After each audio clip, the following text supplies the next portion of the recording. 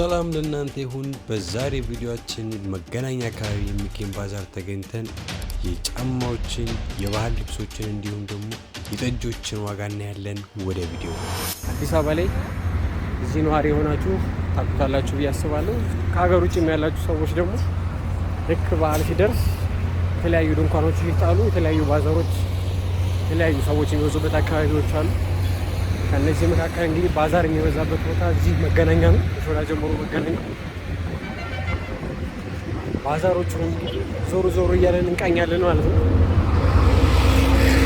ፈቃደኛ የሚሆኑልን ከሆነ ማለት ነው የምንቀርጸው። ምክንያቱም ከአብዛኛው ዋጋ ለመናገር ፈቃደኛ ነው። ከተለያዩ ቪዲዮዎች ላይም እንደምታዩት ከዛሬ የገናውን ቪዲዮ ስሰራ አንዱ የሚያስቸግረን ነገር ለመቀረጽ ፈቃደኛ ለመሆንና ዋጋ ለመንገር ነው። እስቲ እነዚህኞቹ ሲሽሉናል ያለውንም እናያለን።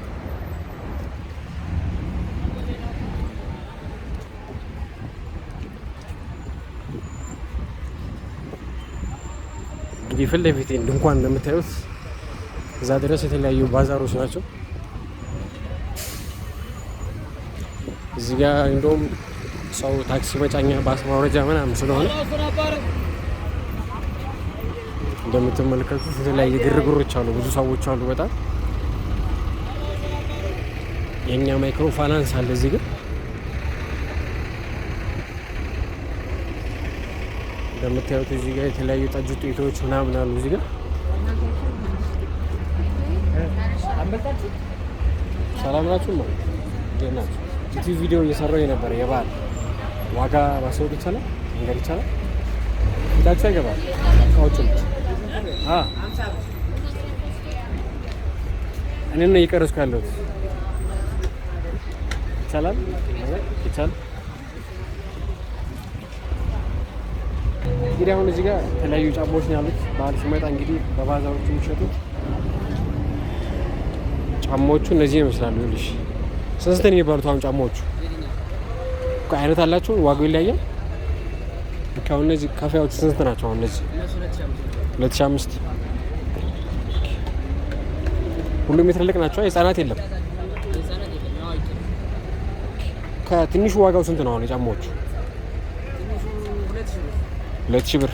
የመጨረሻ ከፍተኛውስ 3000 ብር። አመሰግናለሁ። እንደሰማችሁት ነው። ጫማ ትንሹ 2000 ብር። በሴቶቹ ዋጋዎቹ እንደሰማችኋቸው ነው።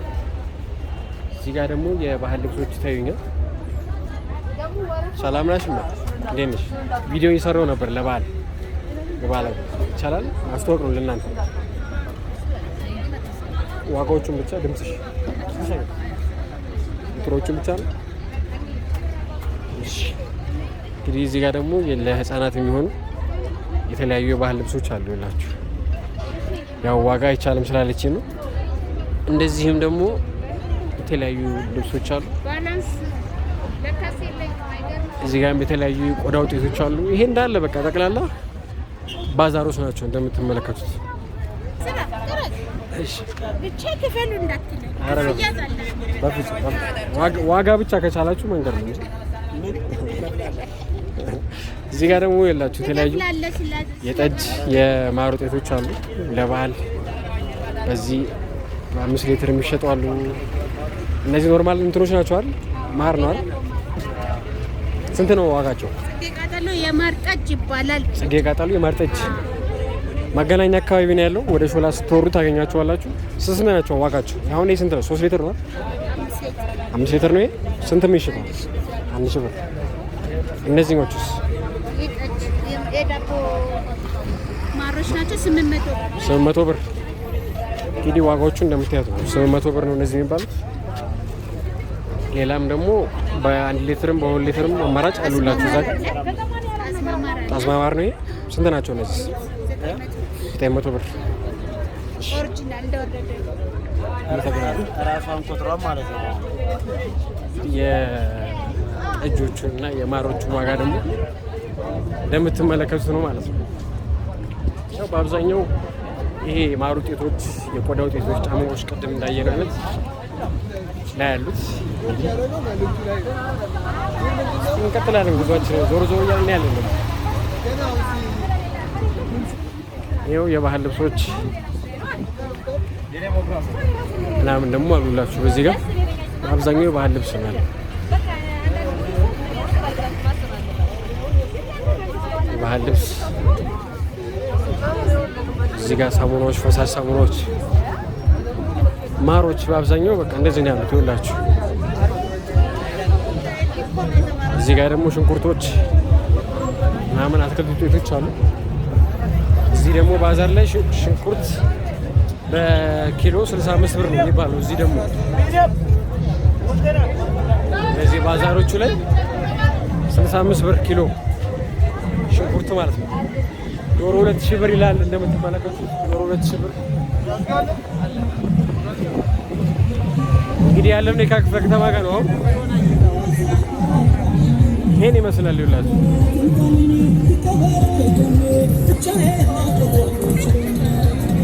ይኸውላችሁ